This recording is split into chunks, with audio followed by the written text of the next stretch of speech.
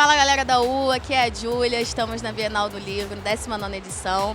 E hoje a gente está aqui no stand da Intrínseca com a Daniela Arbex. Muito obrigada, Daniela. E a gente vai começar falando um pouquinho do seu trabalho. Você que escreveu O Holocausto Brasileiro, que virou série, fez Escola 312, Todos os Dias da Mesma Noite.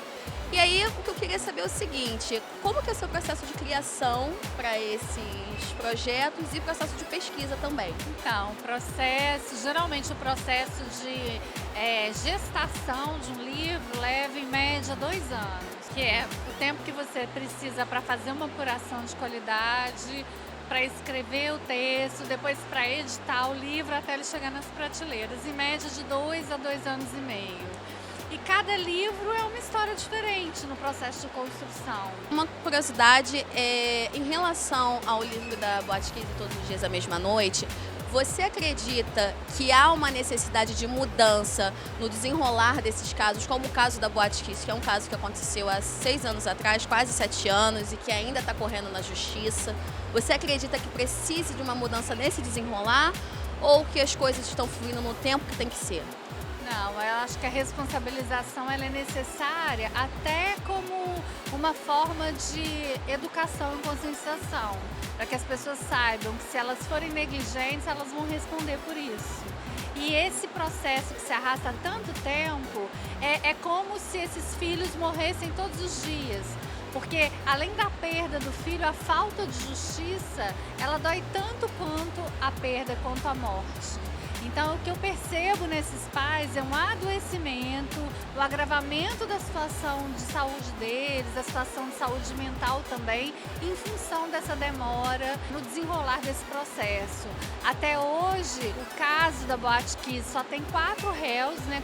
Apenas 4 pessoas foram levadas a julgamento, apesar de ter havido uma omissão coletiva que desencadeou nesse evento, e eles ainda respondem em liberdade.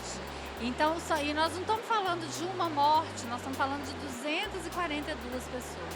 Qual é a sua dica, o seu conselho para um jovem escritor que está querendo começar na carreira literária e seguir o mesmo estilo literário que o seu?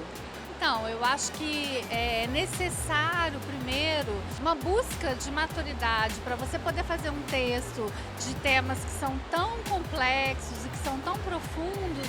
Você precisa amadurecer esse texto, você precisa ter um olhar mais completo, sem julgamento em relação ao outro. Você precisa fazer um exercício diário de vestir a pele do outro. Então eu acho que a apuração de qualidade, aprender a escutar, aprender colocar o seu ouvido à disposição do outro, colocar o seu sentimento à disposição do outro, isso são caminhos fundamentais para você fazer um livro que possa tocar o outro e que possa modificar o cenário sobre o qual a gente está falando. O Holocausto Brasileiro, por exemplo, é um livro que colocou na agenda pública do país a discussão sobre a saúde mental. E aí o COVA 312, ele mudou um capítulo oficial da história da ditadura e ele fez com que o governo federal, a partir da minha investigação, modificasse a causa da morte de um militante desaparecido que era tido como suicida e foi reconhecido o assassinato dele a partir da minha investigação.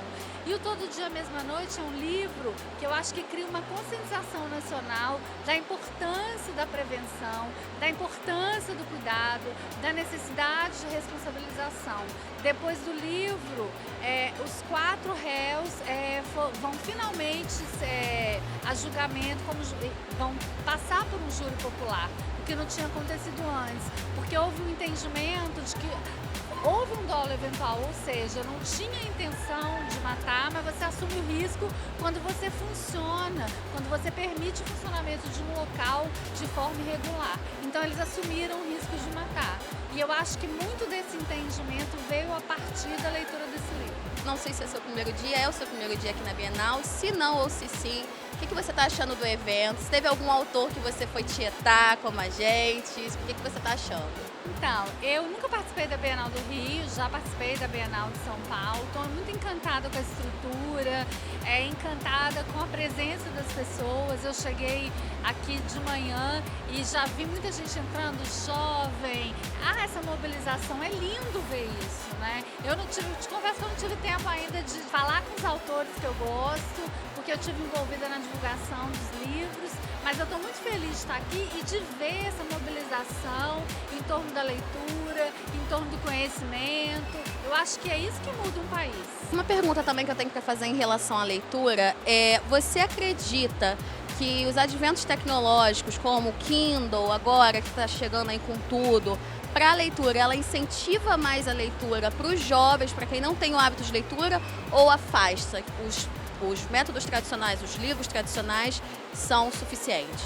Eu acho que a gente tem que acompanhar a mudança dos tempos. Então, vão ter leitores que vão preferir o papel e outros que vão ler através do meio digital. Eu não gosto. Eu sou filha do papel, eu preciso cheirar o papel, eu preciso pegar, eu preciso tocar. Mas eu acho que essa nova geração é uma geração completamente tecnológica e que já tem essa relação com a tecnologia, que digita, que está sempre conectada. Então eu não vejo problema nenhum. O importante é a gente estar lendo e lendo coisas boas, seja em que plataforma for. Quais são seus projetos pós-Bienal do Livro? Então, eu estou indo para o Rio Grande do Sul para um ciclo de palestras para falar sobre livro-reportagem, para falar sobre o Holocausto, para falar sobre Todo Dia Mesma Noite.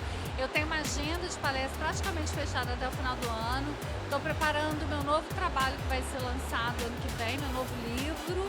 E é isso, assim, eu estou sempre em busca de novas histórias para contar. Tá ótimo, Daniela. Muito obrigada. Bom, galera, valeu. Foi isso. Espero que vocês tenham gostado. Até a próxima. Beijo!